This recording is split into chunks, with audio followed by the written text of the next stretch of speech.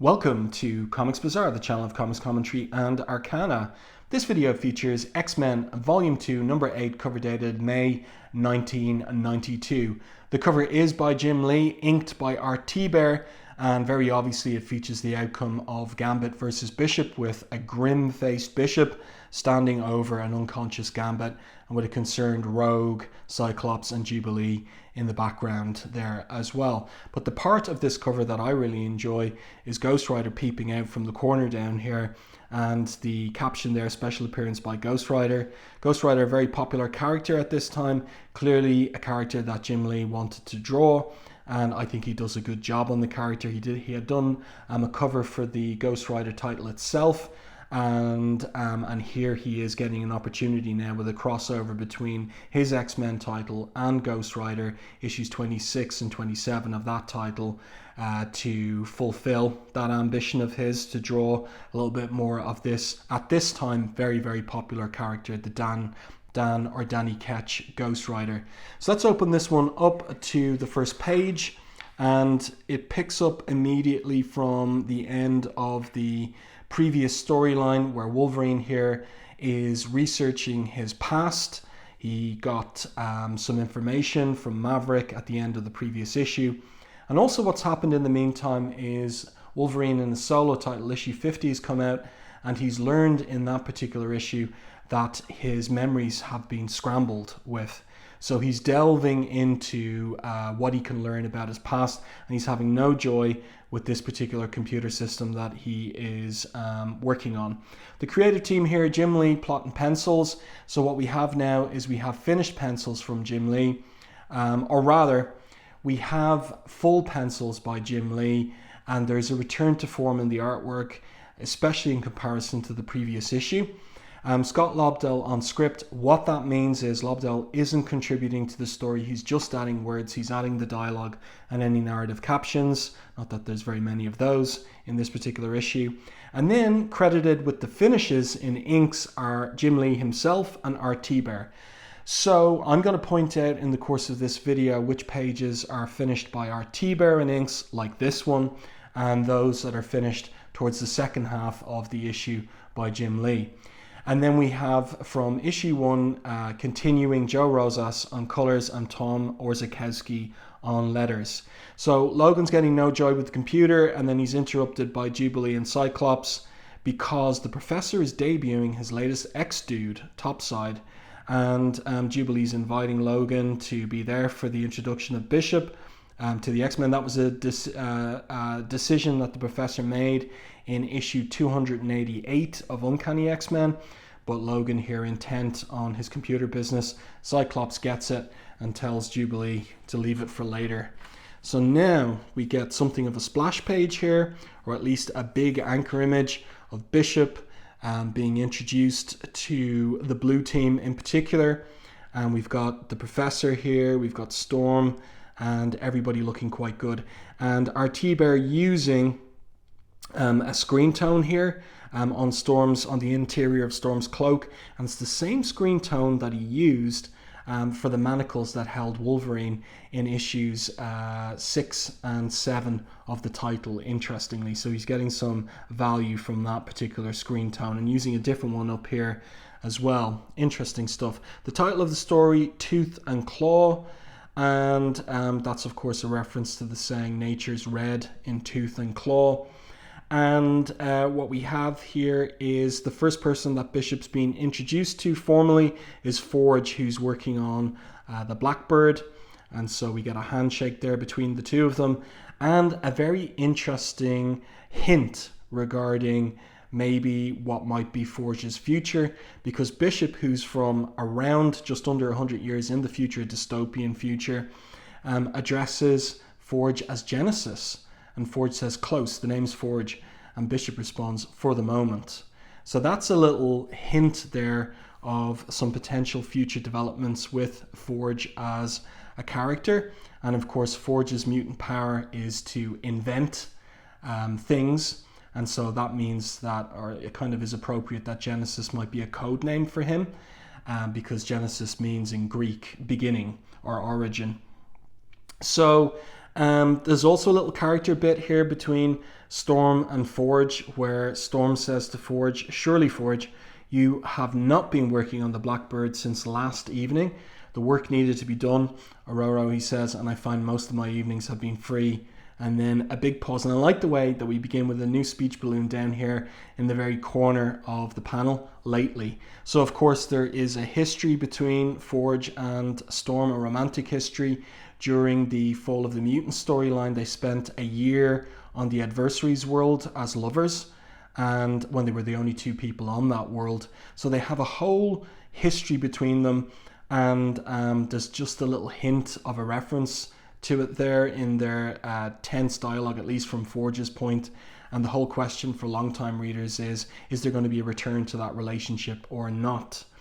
So the professor says, "Your diligence is appreciated, friend," because remember, the professor never trained Forge as a student. Forge is an adult man who's associated himself voluntarily with the X-Men and their mission. But Storm is correct to be concerned. Even your mutant ability to create or repair anything mechanical has its limits. So a little explanation there in the dialogue for new readers as to who Forge is and what his powers are. And then the meeting continues. So now Bishop is going to meet the blue team. And here we go with that. So remember, he's from a dystopian future in which the X-Men are dead but are revered. And revered in particular by Bishop. So here he is, stunned by seeing these heroes of his in the flesh. And he says here, in answer to the question by the professor, "I trust you know everyone from Holodiscs, the Kelly exhibit." Yes, has to be Senator Robert Kelly. But those images pale in comparison to. And then we get a little roll call here of the different X-Men, but from Bishop's perspective, which is interesting. So we have the hints regarding how history went leading up to his time.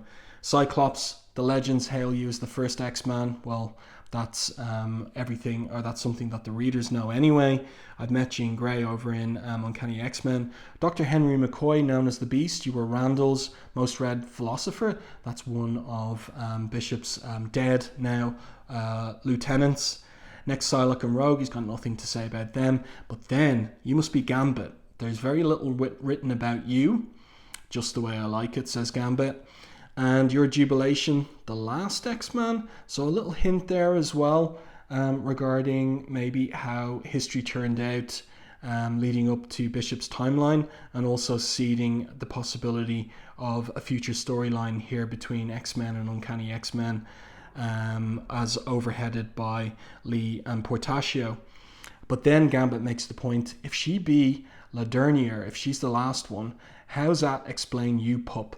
And that point of address, Pup, reminds him of a character in Uncanny X that we first saw in Uncanny X-Men 287, LeBeau. And LeBeau is this aged character in Bishop's timeline who's reputed to be the last person to have seen the X-Men alive. And as I said, that phrasing, Pup, that term of address, reminds Bishop of LeBeau, because that's how LeBeau spoke.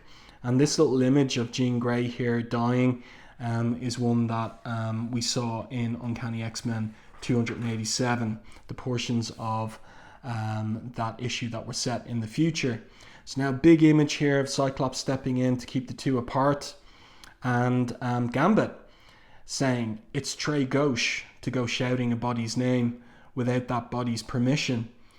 And Bishop continues, this explains the witness's reluctance to share his recollections regarding Gambit, because they are one and the same. So that's that LeBeau character from Uncanny X-Men 287. So this is the first time that we learn Gambit's surname, and he hasn't shared that with the X-Men, which is a bit weird, and they haven't really dug into that aspect of his history. Also a little colouring error here, where the ends of Gambit's trench coat are coloured in yellow. So there's a little mistake there, but never mind. And then Bishop continues and he says, the witness was the last person to see the X-Men alive, before they were betrayed by one of their own. Now you can find my review of Uncanny X-Men 287 here on the channel. I'll put a link to it in the description portion of this video, so you can get to that fast after watching this review if you so desire. And Bishop, now this is a funny little bit where he turns to the professor and he says, "Sir, I command you to scan Gambit's thoughts in order to define his loyalties."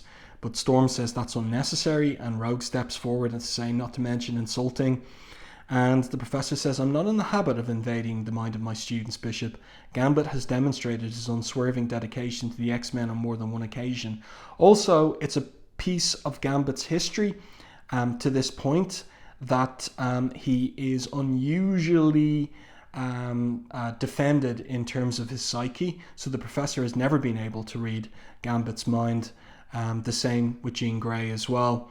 And Jean makes the point, "Hate to sound insensitive to the needs of the chronologically displaced, but can we discuss this over our previously scheduled picnic?" So this horrifies Bishop. "Picnic? I inform you of your impending deaths at the hand of a traitor and you suggest a picnic?" But the professor says, "We do our best thinking on a full stomach. To the lake, everyone." So that's Breakstone Lake, which is on the grounds of the professor's, the domain of the X-Mansion. So Gambit here flirting with Rogue about her stepping forward to defend him, and she's non-committal. Did you all get the impression I cared? And Storm here acting as mentor to Bishop and saying to him, making the very reasonable point about Gambit, "He's fought at our side for several months. You've been in the mansion for 1 hour. Tell me, Commander, who would you trust?" So that's really a fair point, and no doubt he's nothing to say to that. And then below we pick up with Wolverine, who's still working on the computer system, trying to find out things about his past. He gets a little clue, one word there, Barrington. The professor says here, why not join us for, well, he doesn't say join us for the picnic, but he's there to offer some friendship. And we don't get anything, or we do, over the page. We get Wolverine expressing that he feels like he's backsliding into a more bestial self. He says there, "I can feel it happening. Every day I feel myself reverting to the head case I was before I joined this outfit, finding out half my memories might be bogus." That's Wolverine number 50. Was the last straw. Was I a spy, a samurai, or just a sawed-off psycho killer with adamantium claws? And the professor says, "Maybe all those things and more, but that was your past. Today you're an X-Man. Surely that must count for something." And Wolverine acquiesces, "In lieu of a real life, Chuck, it'll have to do." So that's a nice anchor image of Wolverine there. Really kind of conveys, despite his musculature, his size. You know, he is only supposed to be 5'3", and I think that's a believable implication of his stature there in that particular anchor image. And then we're out at the lake, Breakstone Lake, and we've got the X-Men enjoying themselves. It must be the summertime in this issue. And here we have a weird little subplot that never really went anywhere, which concerns Psylocke trying to seduce Cyclops. So he gets distracted by her emerging from her swim from the lake. And of course, we have a very interesting design costume, swimming costume there for Psylocke. There's always something about this image that has that I found interesting and a little bit weird, which is the way that Lee has drawn her thighs here. They look overly curved, overly oval even. They don't seem to be realistic, whereas the rest of the anatomy, it looks as if maybe he was even looking at some photo reference for the arms there and the foreshortening on the forearms. But the legs here, the upper thighs look a bit odd in to my eye anyway. You let me know what you think about that in the comments to this particular video. So here we have Cyclops distracted, and who can blame him, by Psylocke. But of course he has a romantic partner in Jean Grey, and she's not at all happy about that, so she snaps him with her telekinesis. And interesting here that Psylocke is aware of what's going on, so it's more like a deliberate seduction rather than anything else. So we have that smile on her face. And the question is, what was Lee seeding by this? What was he setting up? Because of course he's gone with issue number 11, so wherever it was he was going to take this little subplot, we never get there. But then we have a little change of scene, and Storm is still taking care of Bishop, which is very nice of her, of course, because but also understandable, because she's gold team leader and Bishop is going to be on the gold team. He's added to the gold team. And I like this page. I like the art on this page. And this is the first page where it is my guess that this is finished in the inks by Jim Lee rather than Thibert. And some of the clues to that are the rendering of the arm hair here on Bishop's forearm. It's not like the way that Thibert does hairs, body hair. And also just the fineness of some of these lines here, indicating, delineating the side, Storm's cheekbones here. The line work is different from Thibert's and much more like Jim Lee. Now, it's been quite the while since Jim Lee has inked his own pencils, all the way back to Punisher War Journal, really, when he did it for 3 or 4 issues on that particular title. And here he is doing it again. And I've always said it in my videos that I really like it when an artist pencils and inks their own work. So I like this page, and I like the other pages that, in my opinion, are finished in the inks by Jim Lee in this particular issue. So there's a little bit of debate here about Bishop and his kind of, what would I say, like his perspective, his very grim perspective on life, and how it has been informed and determined even by the dystopian, violent future that he's come from. So he says here, I like the little detail of the ladybug, or ladybird as we call them, on Bishop's gloved fingertip here. So Bishop says, spend enough time tracking down and executing mutant outlaws. And that was how we were introduced to him at the end of Uncanny X-Men 2A2 and through 2A3 and 2A4. You start thinking mutants and humans are the only 2 life forms on the planet. So Storm says, Goddess, let us hope not. You realize, of course, your days as judge, jury, and executioner are over. And Bishop responds, you make me sound like a vigilante. A member of the XSE is not above the law, Storm. He is the law. So that's very reminiscent, of course, of Judge Dredd from Fleetway Publications, 2000 AD and all of that. Very much that kind of concept of judges who are the law from a dystopian future. That's what Bishop is in part, but transplanted into the X-Men mythos. So then Bishop hears a scream from, or a yell maybe is a better way to put it, from Cyclops, as Jean obviously uses her telekinesis to dump Cyclops in the lake. And Storm, excuse me, explains it to Bishop that it's nothing that Cyclops can't handle on his own. While again, your first instinct is to enter the fray guns blazing. So this is very much like a battle-hardened Bishop whose instincts are precisely that. And that's his characterization in the very first issues in which we see him between X-Men and Uncanny X-Men in 1991 and 1992. And Storm concludes by making the point, one thing I know for certain, if we are going to succeed, it cannot be by employing the same techniques we deplore. We must be better than our enemies, or we've lost before we've begun. So that really is the X-Men's philosophy, Professor X's philosophy.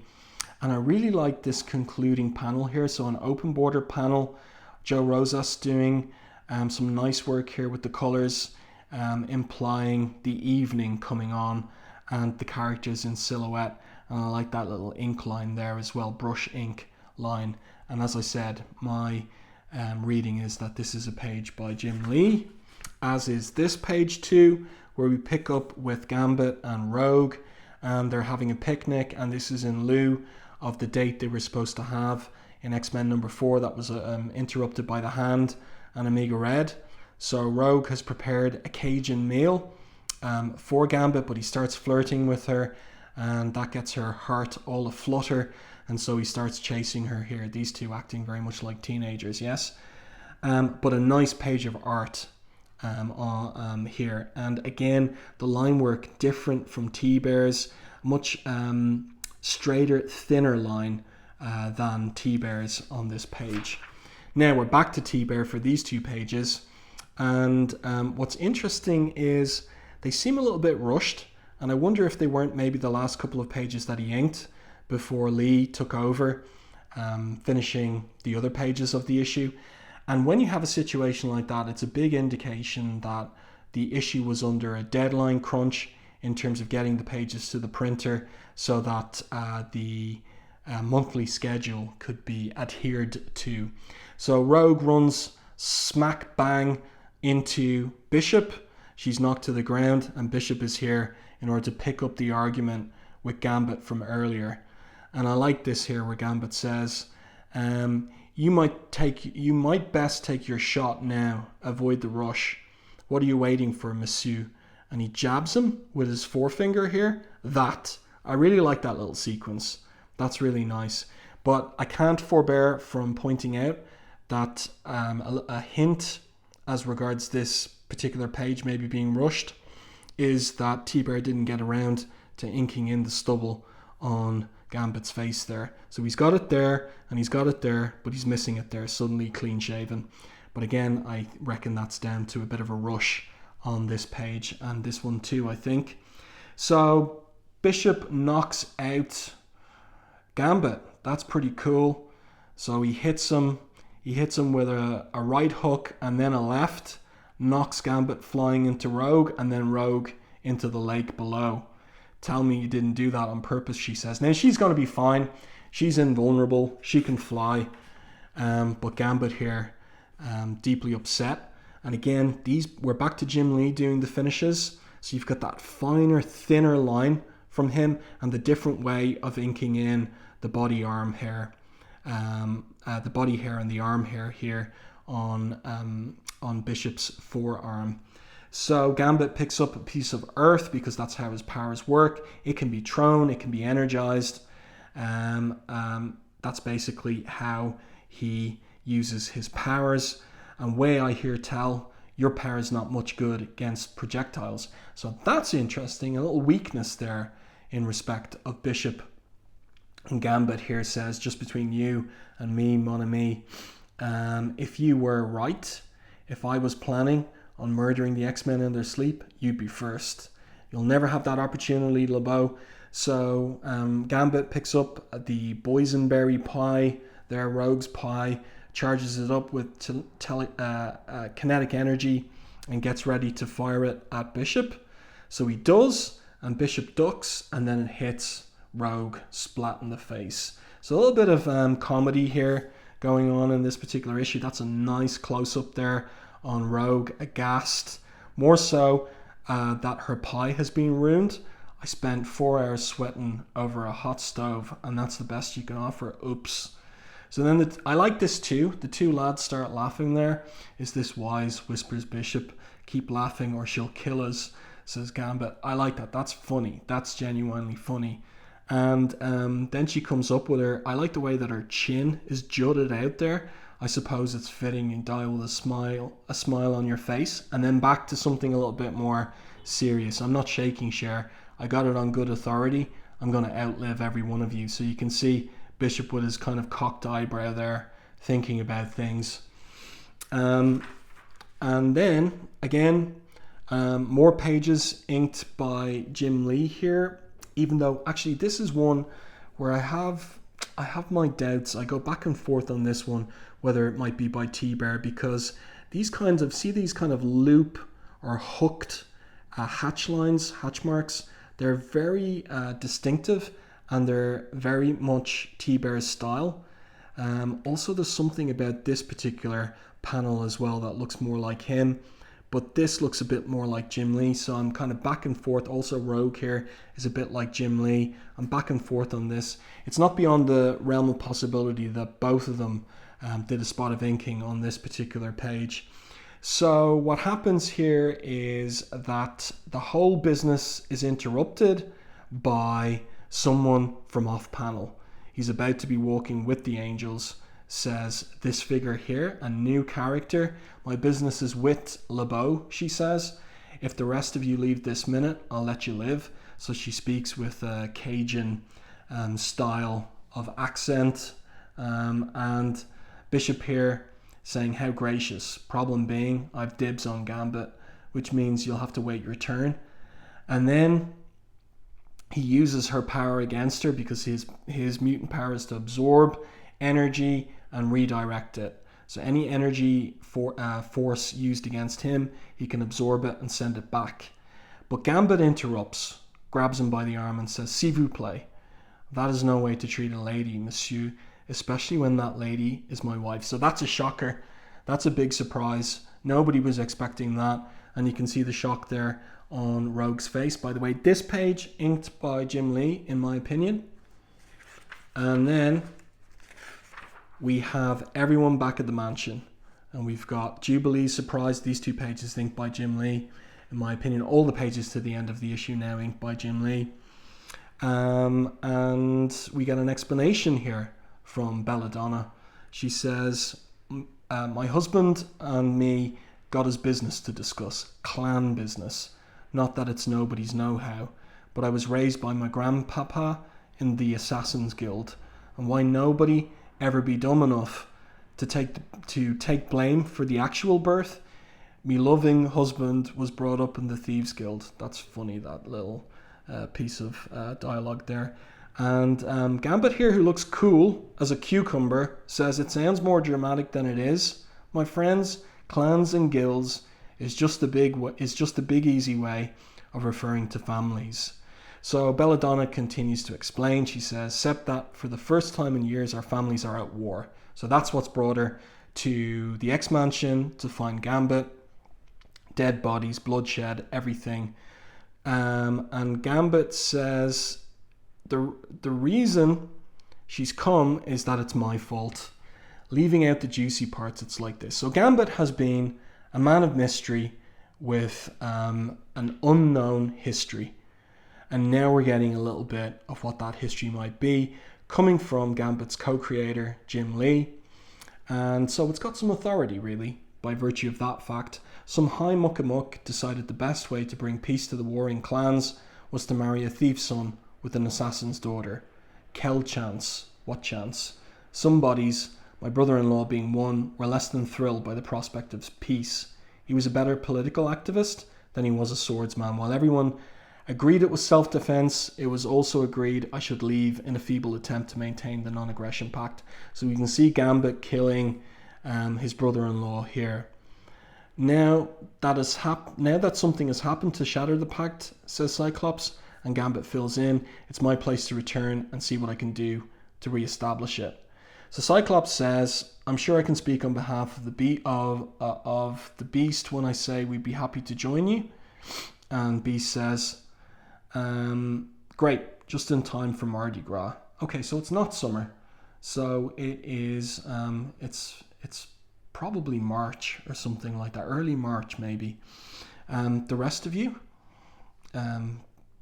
this is the professor asking telepathically. That's interesting. By the way, I like this anchor image here with the borderless panel of Gambit smoking the cigarette, and just the lighting on his face there is really nice as well. That's nicely done. So what about the rest of them? This is a very much Jim Lee inked page. You can see such a difference between this and the style in the earlier half of the book. Jim Lee's inking style, sharper, tighter. The lines are thinner than Thibert's because Lee has to be using pens here, whereas Thibert is using brush. Interesting. Any case, Rogue, of course, icily saying wouldn't miss it for the world. I mean, she's gotten quite the shock there to learn that Gambit has a wife. Psylocke, she's up for it. Jubilee too, and Logan appears in his uniform, ready to take part too.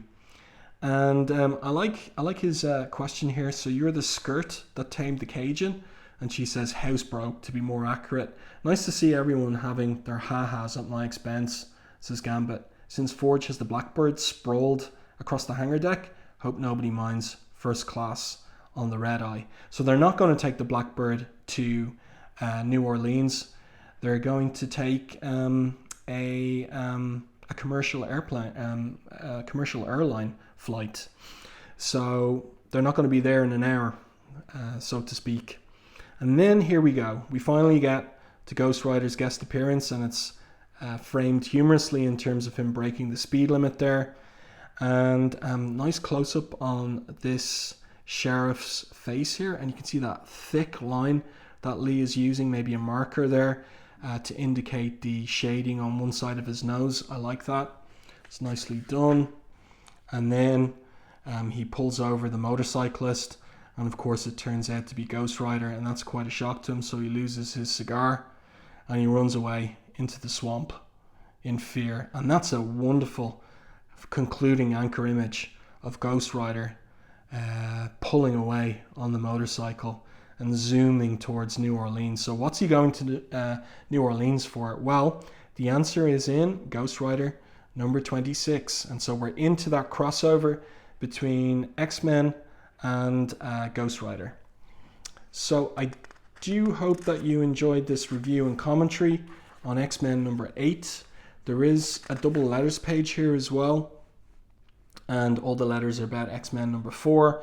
Lots of praise there, and no mention of Claremont's departure. I'm wrong about that. Don't get me wrong, Chris Claremont is a great writer and I'll miss him greatly, but something about this issue really struck a chord with me. The art was great as usual, and so on and so forth.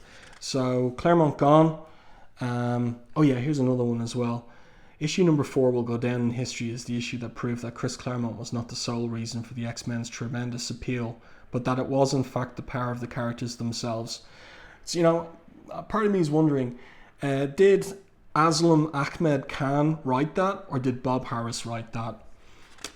Anyway, I do hope that you enjoyed this review and commentary on X-Men number 8. Let me know what you think about this issue itself in the comment section to the video. If you enjoyed my review, please like the video on YouTube. It really does help the channel. And if you haven't done so already, subscribe to the channel and stay tuned for more content like this.